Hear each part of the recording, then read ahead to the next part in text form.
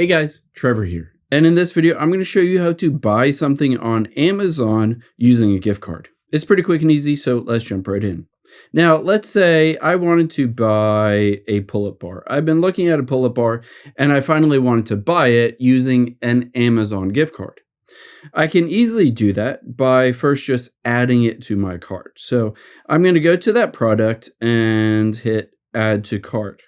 Now, when you go through the normal checkout process, it will ask you the billing information, and it will usually just have your default card in there. However, in this case, we don't want to do that. We want to use a gift card. So let me tap on my cart here, and you can see there is the product that I'm buying. Let's go to checkout here, and you'll be able to see it automatically looks like this. Well, let's just go continue to checkout. We don't need any groceries.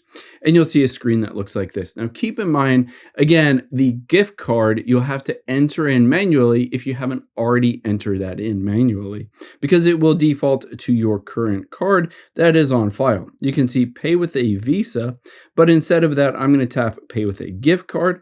And you can see, again, it pops in with a screen that looks like this. I'm going to turn this on at the very bottom, and it says add a gift card or promo code or voucher. Now, all you're going to do is scratch off that gift card. Keep in mind, on the very back, you'll see it's usually a 15 or 16-digit number that you'll scratch off, or you got in an email, and you'll be able to use that and enter in that code.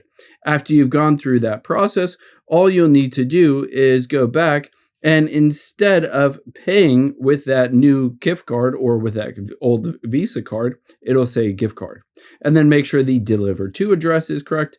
Scroll down to the bottom and then just hit the place order, and you will have used that Amazon gift card to buy something. I hope this helps. If it did, hit the subscribe button down below and leave a comment if you still have any questions. Thanks, guys.